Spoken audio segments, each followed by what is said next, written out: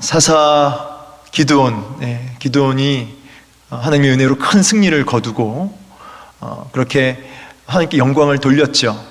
말로도 입술로도 이스라엘 백성들에게 분명하게 말을 합니다. 하나님이 너희를 다스릴 것이다. 내가 왕이 아니다 이 말이죠. 하나님이 왕이시다 이 말입니다. 그런데 말은 그렇게 했고 또 그렇게 알고 그렇게 말을 했지만은 사실상 기드온은 왕처럼 살았습니다. 그래서 그의 아들이 70명이나 되었고 또 심지어 세겜에서 첩을 얻어가지고 낳은 아들의 이름, 그 아들의 이름만 봐도 기드온이 어떻게 살았는지를 잘 반영해주고 있죠. 그 세겜에서 첩을 얻은 그 아들의 이름이 바로 그 유명한 아비멜렉입니다. 그 아비멜렉, 나의 아버지는 왕이시다. 그 이름의 뜻이 그렇습니다. 그렇게 기드온이 왕처럼 살았던 것이죠. 하나님을 왕으로 모시지 않고 사람을 왕으로 또 사람을 주인으로 모시고 살아가는 인생이 얼마나 비참한지를 사사기 전체가 보여주고 있는 것이죠. 하나님을 왕으로 거부하고 자기 소견에 오른 대로 다른 것을 왕으로 삼고 살아갈 때 인생이 얼마나 고통스러운가. 여러분의 주인, 여러분의 왕은 누구십니까? 혹시 우리가 기드온처럼 머리로도 잘 알고 말도 잘하지만 분명히 알지만 그러나 사실 하나님을 왕으로 모시지 않고 살아가는 그러한 모습은 우리 가운데 있지 않느냐. 이 부분을 계속해서 지금 성경에서 오늘 사사기 본문이 얘기하고 있는 것입니다. 그래서 정말 하나님이 너의 왕인데 넌 어떻게 그렇게 살 수가 있냐 이렇게 반문하는 것 같습니다. 그런데 참 놀라운 것은 이제 사사기를 계속 공부하면서 계속되는 패턴이 있지 않습니까? 반복되는. 여기서 무엇을 느끼냐면 포기하지 않는 하나님을 본다는 거죠.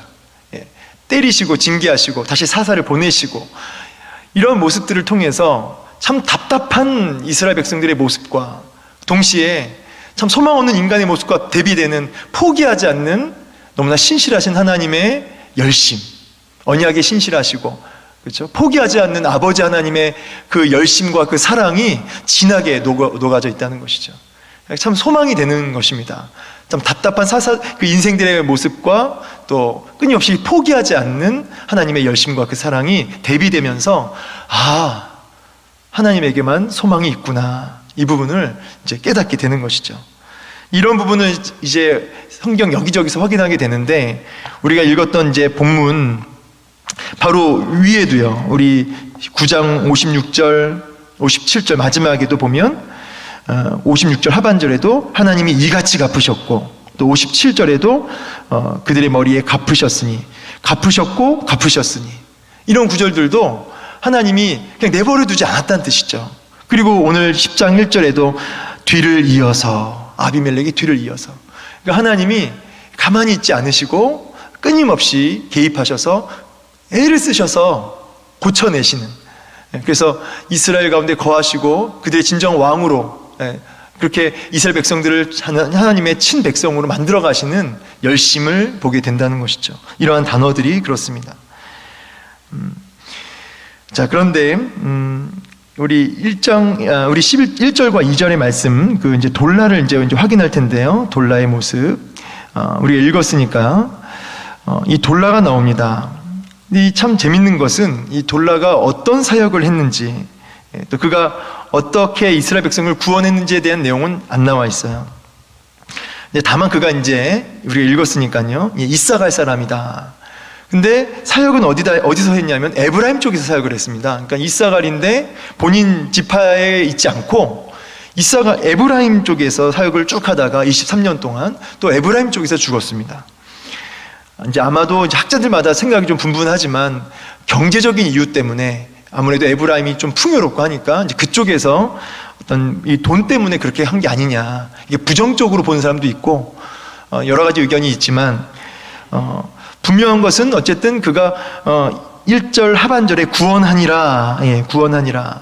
어떤 사사로서의 역할을 그래도 감당했던 것 같습니다. 뭐 내용은 안 나와 있지만 그런데 그 다음 돌라 다음에 등장하는 이 야일은 진짜 이상합니다. 3절에서 5절에 이제 그 야일인데 이 야일에 대한 내용은 22년 동안 사사가 되었다고 하는데 구원했다 이런 내용조차 없습니다. 그냥 온통 무슨 이야기만 나오냐면 왕처럼 살았다. 왕처럼 그 이야기만 나오는 거죠.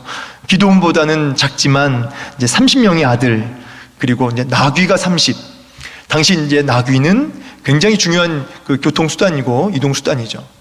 그러니까 오늘날로 말하자면 쉽게 말해서 아들들에게 한 명씩 좋은 자가용 하나씩 뽑아준 거죠. 성읍도 30입니다. 30. 한 지파의 성읍이 11개 뭐 이렇게 되는데 야일 혼자 30개 성읍을 가지고 있는 하본 야일 시장이다. 다 야일 것이다 이 뜻이에요. 그만큼의 큰 재력을 갖고 있는.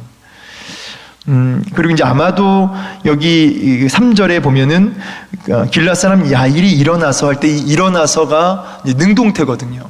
그러니까 어떤 하나님에 의해서 사사로 세워졌다기보다는 마치 이제 본인이 어떤 권력과 욕심을 가지고 본인이 능동적으로 이렇게 하나님께 받아서 사사가 된 게 아니라 그렇게 욕심을 가지고 정권을 잡기 위한 어떤 그런 것으로 이제 보여지기도 합니다. 이제 중요한 것은 뭐냐면 왕처럼 살았다. 그러니까 말은 사사인데 모양은 사사인데 삶은 왕이었던 거죠. 여러분, 사사가 할 일은 무엇이죠? 이스라엘 백성들을 끊임없이 하나님께로 돌리는 겁니다. 그래서 하나님만이 왕이시고 그리고 하나님을 주인으로 모시고 살아가게 하는 것, 이스라엘 백성들을 그렇게 세워가는 것이 사사의 할 일이죠. 그런데 사사들이 이렇게 이 돈, 물질, 번영 이런 것들에 변질되어져 가는 모습을 이제 계속해서 보는 것이죠. 그런 맥락에서 여러분, 우리가 이제 세상이 자꾸 타락하고 우상 숭배하고 음란해지고 이렇게 이제 이 부분을 우리가 걱정하지만 어쩌면 그것은 좀 당연한 거일 수 있습니다. 왜냐하면 하나님을 왕으로 모시지 않는 모든 것은 당연히 그렇게 되는 것이에요. 근데 문제는 뭐냐면 언제나 하나님을 왕으로 모신다고 하는 성도들의 내면이 문제죠. 문제는 항상 그게 문제입니다. 하나님을 향한 목마름도 없고, 말은 하나님을 왕이라고 하지만 하나님을 향한 목마름, 은혜를 향한 갈망이 너무나 부족하다는 것이죠. 온통 세상과 똑같이 물질과 무엇을 먹을까 입을까 마실까에 굶주려 있는 이런 모습이 우리 안에 진짜 문제라는 것입니다. 그래서 여러분, 좀 예배 시간이나 기도 시간조차도 이렇게 막 목마름으로 나아가는 모습이 점점점 이제 희미해져 가는 거죠. 마치 이제 며칠을 굶은 사람이 음식을 대하듯 설교 시간에 말씀을 그렇게 대하여 하고 기도를 할 때도 그렇게 하나님 앞에 정말 속된 말로 막 개걸스럽게 음식을 먹듯이 말씀 앞에 전심전력하고 기도해야 되는데 너무나 이렇게 열정이 다 사그라져 버린 이런 것들이 오늘 우리 안에 진짜 문제가 아니냐. 이렇게 모양은 사사인데 왕처럼 살았던 이 야일, 그 열매들이 이제 쭉 나타나죠. 6절 보면 이스라엘 자손이 다시 여호와의 목전에 악을 행했다. 여기 다시라는 말에는 그 뜻 안에 이제 증가하다 이런 의미가 있습니다. 증가하다. 그러니까 이 다시 얼마나 이게 지금 반복됩니까? 또 다시 이런 단어가 반복됩니다. 이 안에 증가하다. 그러니까 계속해서 반복되는 사이클을 통해서 점점점 확산되고 죄악이 우상 숭배가 더 깊어져 가는 것을 보게 되는 것이죠. 도대체 왜 이럴까요? 저는 이제 이런 질문 안 할 수가 없습니다. 도대체 왜 이럴까?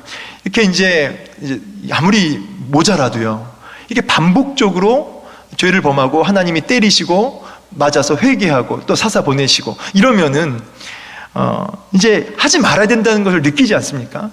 그럼에도 불구하고 반복적으로 하나님을 여기서 이제 버렸다 그래요. 버렸다. 하나님을 버렸다. 그리고 우상을 섬긴다. 이게 반복되는 거죠. 왜 그럴까요?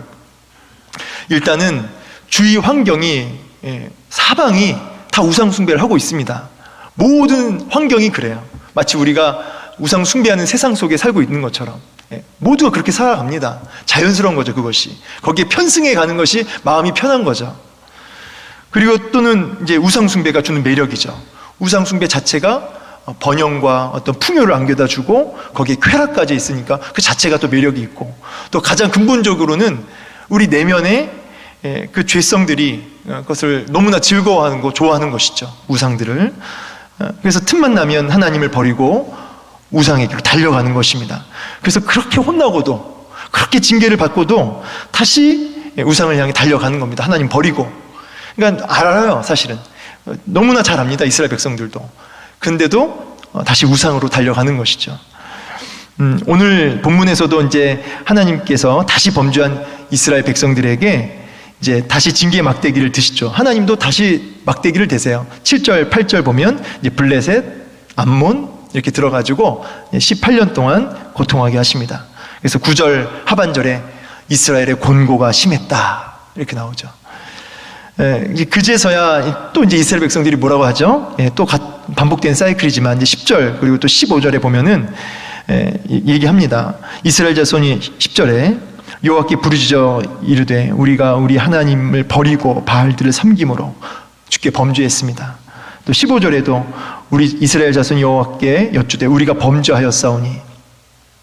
그러니까 너무 잘 안다는 거죠. 정확하게 자신들이 왜 혼나고 있는지를 대번합니다. 그런데 머리로 알고 계속되는 반복되는 이 사이클을 통해서 정확히 알고 있지만 다시 죄악을 향해 달려가는 것을 보면서 저는 뭘 느끼냐면 중독되었다. 여러분, 중독되는 게 뭐죠? 그걸 하면 자기가 죽는 걸 알지만 헤어나올 수 없는 거죠. 그것에 사로잡혀가지고. 그래서 결단도 해보고 각오도 해보지만 다시 그 죄악을 향해 반복해서 달려가는, 이게 중독이죠. 여러분, 어떻게 해야 중독에서 벗어날 수 있을까요? 제가 이것을 언젠가 얘기한 적이 있는데 제가 극단적으로 약간 비약적으로 제가 예를 들었지만 뭐냐면 알코올 중독자가 알코올 중독에서 헤어나오려면 어떻게 해야 되느냐, 알코올이 주는 힘보다 더 강력한 것에 사로잡히면 되는 거죠. 예컨대 마약을 해버리면 그 알코올은 생각이 안 나는 거죠. 왜냐하면 마약이 더 강력하니까. 여러분, 그 무시무시한 죄악의 힘보다 더 강력한 것, 그것에 붙들리기만 하면 되는 것이죠. 그게 뭘까요? 오늘 본문 11절에서 이제 13절 이제 끝부분만 제가 이제 읽어보면 11절에 너희를 구원하지 아니하였느냐, 또 12절에 구원하였거늘, 그리고 13절에는요 내가 다시는 너희를 구원하지 아니하리라.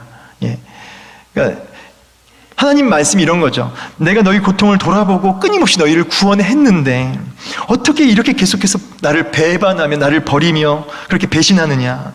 나도 다시는, 너희만 다시가 아니라 나도 다시는 안 돌아본다.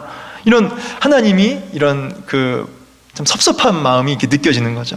그러니까 여러분, 우리가 하나님의 사랑을 아가페 그러는데 아가페적인 사랑이 분명히 있습니다. 그러나 이 하나님의 이 질투하시는 마음, 이런 부분도 분명히 있어요. 같이 보셔야죠.